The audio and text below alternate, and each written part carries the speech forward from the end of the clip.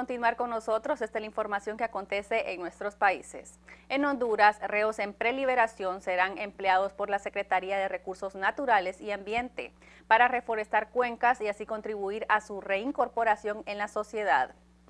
El Instituto Nacional Penitenciario y la Secretaría de Recursos Naturales y Ambiente firmaron un convenio para dar trabajo a estos reos, con el fin de iniciar la rehabilitación y reinserción paulatina a la sociedad de cientos de privados de libertad. Este acuerdo será efectivo a través del Programa Nacional de Reforestación y Protección de Cuencas Hidrográficas Padre Andrés Tamayo, para que reclusos que ya están en la condición de preliberación puedan desempeñar un trabajo. Los reclusos trabajarán en la restauración de ecosistemas y bosques que han sido dañados, tanto con la tala ilegal o los incendios forestales, en varios puntos del país ya ubicados y señalados por el Instituto Nacional Penitenciario. Entre los 74 hay hombres de varios centros penales y mujeres internas en la Penitenciaría Nacional Femenina de Adaptación Social.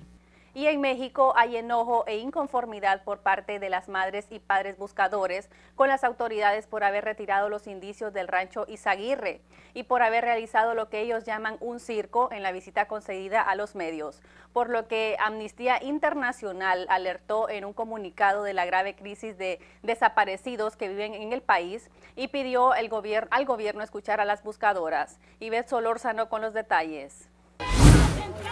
Las madres buscadoras fueron invitadas a presenciar lo que ellas definen como el tour del horror. No hay prendas, no hay zapatos, no hay mochila, no hay nada. Les arrebataron los únicos indicios que tenían al alcance para saber si en el rancho Izaguirre habían estado alguno de sus familiares. Parecía que hubieran preparado todo para limpiar la imagen de un campo de horror. Hoy, Viviana, quien busca a su hijo desde el 2019, nos cuenta que los colectivos están enojados con las autoridades, pero especialmente con el fiscal general de la República, quien hizo la invitación a los medios y no se presentó.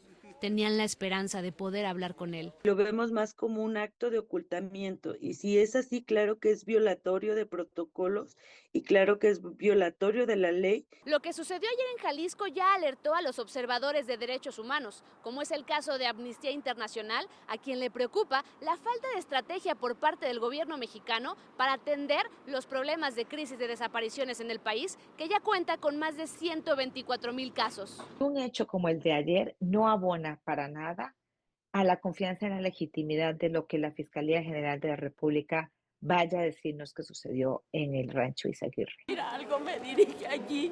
Y es que la visita de ayer a este campo, en el cual aún se desconoce si era un lugar de exterminio o de adiestramiento, solo dejó más dudas a las madres. Fueron invitadas a presenciar cómo el Estado mexicano borra la evidencia. Mientras la desconfianza en el actuar de las autoridades crece por parte de los colectivos y los observadores de derechos humanos, la presidenta de México insiste en que la verdad se conocerá. La verdad es la verdad, o sea, lo que encuentre la fiscalía. En México, Ivette Solórzano, Telemundo. Gracias, Ivette. Y en Venezuela, la Organización de las Naciones Unidas denunció el mantenimiento de los arrestos arbitrarios y la represión en el país suramericano. La Oficina de la ONU para los Derechos Humanos denunció que pese a la liberación en los últimos meses de unas 2,000 personas arrestadas en el contexto de las protestas postelectorales en Venezuela, las detenciones arbitrarias continúan para perseguir a la oposición. En un debate con el Consejo de Derechos Humanos de la ONU sobre la situación de Venezuela en 2025, la alta comisionada adjunta de la oficina, Nada al-Nashif, reconoció la liberación de al menos 2,000 detenidos según cifras estatales, pero denunció la persistencia de los abusos, expresando que la independencia judicial no es respetada ni garantizada y la legislación antiterrorista continúa siendo ampliamente usada para perseguir y detener a personas en violación del debido proceso y las garantías de juicio justo. Además, pidió el fin de estas detenciones y la liberación inmediata de arrestados, incluyendo defensores de derechos humanos, miembros de partidos políticos y sus familiares, periodistas y trabajadores humanitarios de la ONG. La comisionada Nashif cerró la intervención ante el Consejo pidiendo al Ejecutivo venezolano que permita el retorno completo del personal de la oficina al país dentro del marco legal. Y en Cuba, Estados Unidos endurece las medidas para el acceso a su territorio de barcos procedentes de ese estado. La Guardia Costera de Estados Unidos anunció que impondrá nuevas condiciones de entrada a ese país de embarcaciones procedentes de Cuba a partir del próximo 2 de abril.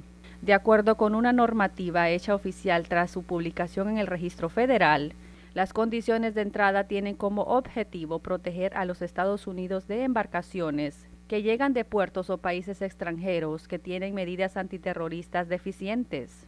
La medida ajusta las normas vigentes a la redesignación en enero último de Cuba como Estado patrocinador del terrorismo, listado que emite el Departamento de Estado de los Estados Unidos anualmente.